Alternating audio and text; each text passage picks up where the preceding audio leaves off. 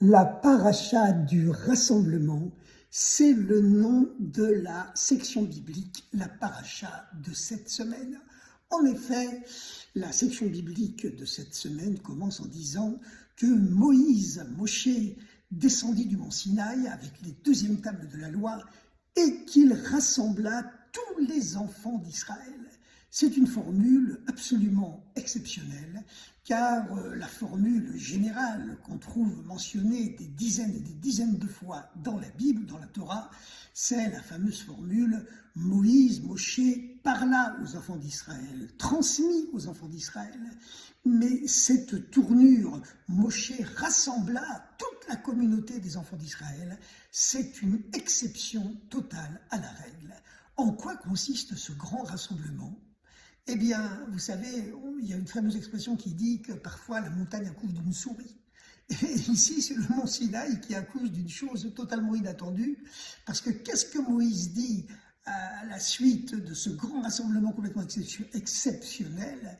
Il se met à transmettre des choses qui ont déjà été dites plusieurs fois, il n'y a absolument rien de nouveau. C'est le fameux principe de la montagne, ici en l'occurrence, c'est pas n'importe quelle montagne, c'est le mont Sinaï. On dirait qu'il accouche, moi je ne vais pas dire d'une souris, mais en tout cas qui accouche d'une chose qui n'est pas à la mesure de ce grand rassemblement totalement exceptionnel. En réalité, il faut comprendre en quoi consiste ce grand rassemblement. Parce que qu'est-ce que Moïse dit finalement, qu'est-ce qu'il transmet aux enfants d'Israël? Il leur transmet l'injonction suivante, en hébreu, Sheshet Yamim Te'aseh Melacha, pendant 6 jours, ton travail sera fait. Et le 7e jour, il est sacré, il est Shabbat, Shabbaton, il est doublement sacré, il est un double Shabbat. Alors évidemment, c'est extrêmement étonnant. Bon, d'abord, il y a plusieurs questions. Vous savez que chez les Juifs, on adore poser des questions. Il y avait un grand rabbin qui se promenait dans une ville déserte pendant la nuit. Il criait « Qui est-ce qui a des questions à poser? Parce que moi, j'ai des réponses ». Donc, la première question, c'est pourquoi cette tournure exceptionnelle que Moshe rassembla au lieu, comme d'habitude, Moshe transmis, Moshe enseigna, Moshe dit, Vayomer Moshe en hébreu.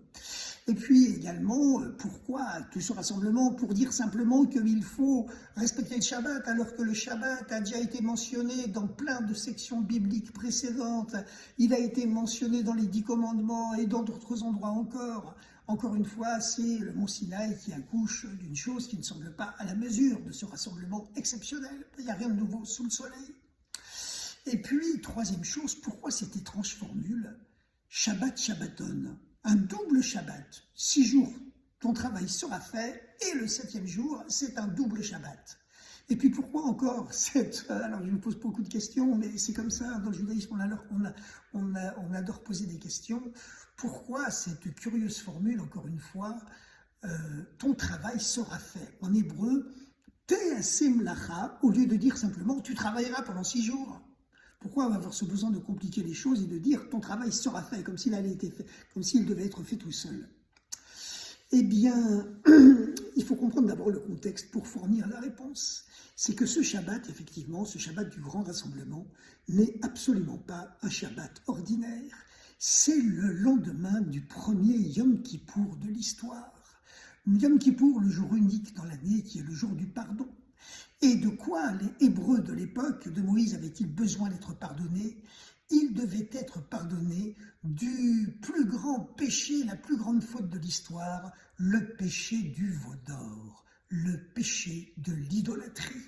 C'est la faute la plus grave de toute l'histoire de l'humanité, depuis le fameux péché de l'arbre de la connaissance de Adam et Ève, Adam et Chava. Et justement, c'est la raison pour laquelle Moïse, qui revient avec le visage flamboyant de lumière, en tenant les 2 tables de la loi, les nouvelles tables de la loi, parce que les premières, il les avait brisées lorsqu'il avait vu les Hébreux en train de danser autour du veau d'or. Eh bien, cette fois-ci, justement, Moïse vient annoncer aux Hébreux, aux Juifs de l'époque, qu'ils sont pardonnés du péché du veau d'or. Ils sont pardonnés. Mais ce pardon n'est pas totalement gratuit. En effet, il faut comprendre d'où vient le péché de l'idolâtrie, qui est la source de toutes les fautes. C'est qu'au départ, les premiers grands maîtres spirituels de l'histoire étaient bien sûr monothéistes. Ils étaient monothéistes. Adam Arishon, le premier homme, était déjà monothéiste. Et il y avait toute une chaîne de grands maîtres spirituels avec Noé, le survivant du déluge, Mathusalem, Methuselah, entre Adam et Noé, etc., qui étaient de grands monothéistes. Et finalement, il y eut une époque où le culte officiel de l'humanité, c'était le monothéisme. Mais ensuite, les anciens, les hommes de l'Antiquité, qui avaient une culture tournée vers le ciel, ils avaient de très grandes connaissances en astronomie, en astrologie, ils connaissaient les mystères célestes et savaient bien sûr que Dieu dirige le monde par l'intermédiaire des planètes. Voilà, évidemment, la photosynthèse qui vient du Soleil, le rythme des marées qui vient de la Lune, etc., etc. Et puis, les planètes exercent également une influence psychique sur les êtres humains. Donc, finalement, les prêtres de la période antédiluvienne, de la période d'avant le déluge, c'est ce que la Bible appelle la génération de Enoch, eh bien, ils ont commis une grande erreur. Ils ont commis l'erreur de penser que finalement, Dieu, c'est le roi suprême, mais le roi suprême désire que l'on voue un culte également à ses ministres, c'est-à-dire aux planètes. Et ils ont commencé à symboliser les planètes par des statues auxquelles ils donnaient le nom des planètes. Par exemple, quelqu'un qui tenait à ce qu'un homme ou une femme tombe amoureuse ou amoureux de lui, eh bien, il édifiait une planète, plutôt une statue chargée de symboliser la planète Vénus, par laquelle l'amour descend sur les hommes, et puis il offrait des sacrifices à la statue de Vénus. Et on voit effectivement que tous les dieux de l'Antiquité possèdent des noms de planètes. On voulait partir en guerre, on offrait un sacrifice à la statue de Mars, qui symbolise la planète Mars. On voulait s'enrichir, eh bien on offre un sacrifice à la statue de Jupiter, qui est le dieu de la richesse, qui symbolise le soleil, etc., etc. Et donc, c'est ainsi que tous les dieux de l'Antiquité portent effectivement des noms de planètes, parce qu'il y avait eu cette cruelle erreur de dire que le roi désire lui-même qu'on voit un culte à ses ministres, c'est-à-dire aux planètes.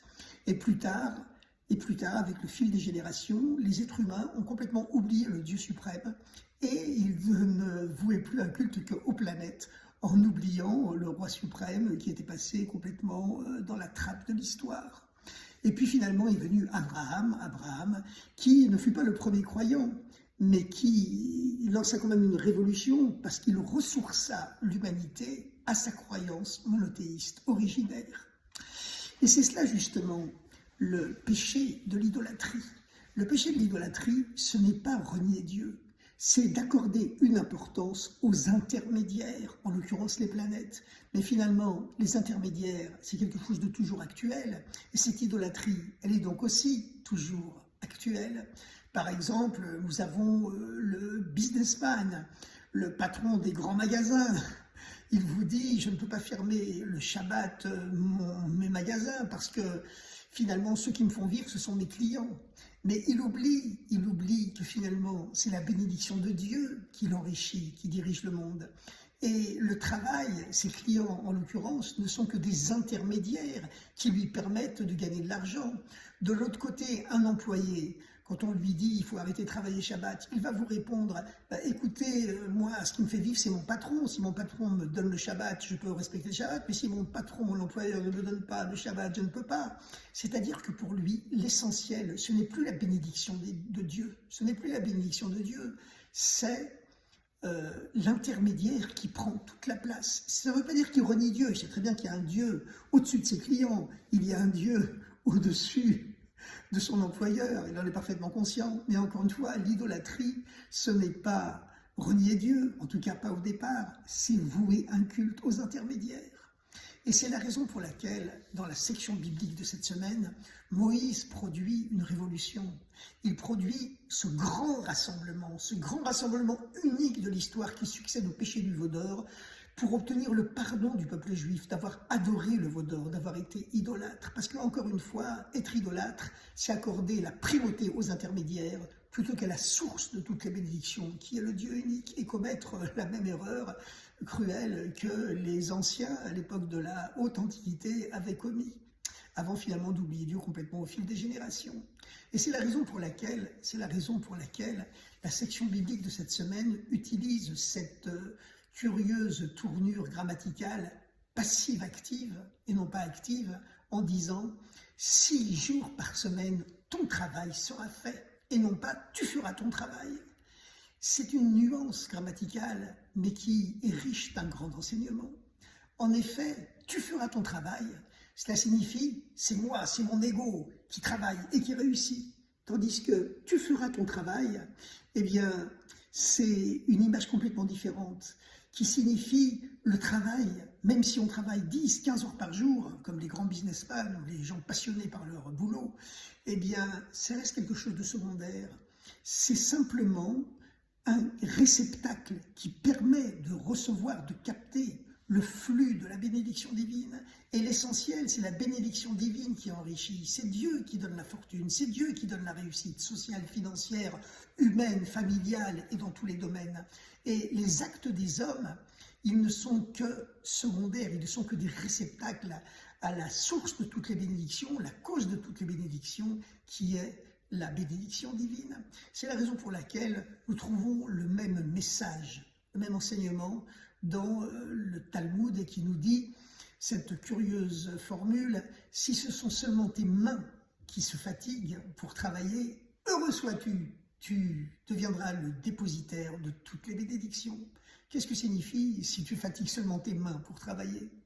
Nous avons tous aujourd'hui des professions essentiellement intellectuelles, et surtout le peuple juif, il est l'art des professions intellectuelles. Mais finalement, c'est toute l'humanité aujourd'hui qui, en tout cas dans l'hémisphère développé, a surtout des métiers intellectuels. Mais les mains, c'est le symbole de la dimension superficielle de l'être, par rapport au cerveau, par rapport au cœur, qui exprime la dimension essentielle de l'être humain. Lorsque le Talmud nous dit qu'il faut fatiguer seulement ses mains pour réussir, cela signifie qu'il faut se souvenir en permanence que l'essentiel de notre identité en tant qu'être humain et en tant que juifs, qui sommes chargés de transmettre ce message à l'ensemble de l'humanité, eh bien, l'essence de la dignité humaine, c'est la spiritualité. Et pour les juifs, c'est Dieu, c'est la Torah. Même si dans le business, dans les études, dans le travail, on est obligé parfois de travailler 10-15 heures par jour et on a beaucoup moins de temps à consacrer à la prière, à la méditation, à l'étude des textes sacrés, etc. Seulement une demi-heure par jour pour la Torah, alors que je suis obligé de travailler 10 heures par jour dans la banque ou dans les finances ou dans la recherche scientifique ou la recherche médicale, etc., etc. Mais à partir du moment où on est conscient que cette demi-heure qu'on consacre à la Torah, à la spiritualité, c'est cela la dignité essentielle de notre être, c'est ça l'identité profonde de notre être, c'est ça le moment le plus important de la journée et de la nuit, eh bien à ce moment-là, symboliquement, ça signifie qu'on se fatigue seulement les mains, c'est-à-dire la dimension superficielle de notre être, alors que la dimension profonde de notre être, elle reste, le cœur, le cerveau, reste toujours attaché à l'essence divine qui est en nous. Et c'est la raison pour laquelle Moïse, lorsqu'il arrange le peuple juif en descendant avec les deuxièmes tables de la loi qui témoignent du pardon de Dieu sur le péché de l'idolâtrie, eh bien, il s'adresse au peuple juif en disant « 6 jours par semaine, ton travail sera fait ». C'est-à-dire qu'il reste secondaire pour toi parce que la réussite dans tous les domaines de la vie, elle vient de Dieu, elle vient de la source spirituelle, de tous les bienfaits matériels, et tous tes actes à toi, ils sont faits un peu de façon automatique. Ils seront faits seulement. C'est pas toi qui les fais, ils seront faits symboliquement de façon automatique, entre guillemets. Ce qui signifie que ce n'est pas l'essentiel pour toi, ce ne sont que des réceptacles pour recevoir, capter la bénédiction divine. Et parce que si quelqu'un accorde la primauté aux intermédiaires, pour lui, le travail, la réussite, les clients, le business, etc., c'est pour lui la chose la plus importante de la vie, alors finalement, la nuit, quand il dort, il va rêver à son travail, il va rêver au business, il va rêver aux finances, il va rêver au redor. Et puis, lorsqu'il arrivera au Shabbat, il a déjà entrouvert la porte et il n'arrive plus véritablement à calmer son cerveau et il pensera au business et au travail, etc., etc., même pendant le Shabbat. Et son Shabbat ne devient plus un vrai Shabbat, même s'il respecte les rites extérieurs. Par contre, si toute la semaine, il reste conscient que toute l'activité professionnelle et dans tous les domaines de la vie, eh bien, elle se situe à un niveau de ton travail sera fait, c'est-à-dire que ce sont seulement ses mains, la dimension superficielle de son être, qui s'y consacre, même si quantitativement c'est la plus grande partie du temps, eh bien, à ce moment-là, sa tête devient libre. Et le Shabbat devient un vrai Shabbat, un double Shabbat, pas seulement dans ses rites extérieurs, mais aussi dans sa dimension profonde intérieure. Et c'est la raison pour laquelle Moïse dit 6 jours par semaine, ton travail sera fait, et le 7e jour, il est sacré, il est Shabbat, Shabbaton, il est un double Shabbat, pas seulement superficiel, mais aussi intériorisé. Donc voilà, ce problème de l'idolâtrie, ce problème du veau d'or, il est toujours actuel, il est toujours actuel. Vous savez qu'au 19e siècle, avec la grande philosophie allemande qui avait renié Dieu en provoquant le marxisme à gauche, le fascisme à droite, etc., dans la foulée de Karl Marx, de Nietzsche, etc., eh bien finalement le besoin d'absolu est tellement fort chez l'être humain qu'en oubliant Dieu, les êtres humains, complètement bouleversés par les découvertes scientifiques, eh bien, ils se sont fabriqués des idoles pour remplacer ce Dieu auquel soi-disant ils ne croyaient plus. Et ça a été le culte des Molochs modernes, le culte de Staline, le culte de Hitler, le culte de Mao, qui ont simplement été les idoles du temps passé, qui ont été de nouveau reboulonnées. Aujourd'hui, les idoles politiques ont été déboulonnées, on risque de revenir, bien sûr, malheureusement, au culte du veau d'or. Il faut faire très attention. Alors maintenant, je vais conclure en rappelant que nous sommes la paracha, la section biblique du rassemblement, et que le dernier commentaire que le rabbi de Lubavitch, quand on dit le rabbi à notre époque, tout le monde sait que c'est le rabbi de Lubavitch, eh bien, le dernier commentaire que le rabbi a dit de son vivant sur cette terre, c'était justement dans la section biblique de cette semaine, la paracha du grand rassemblement.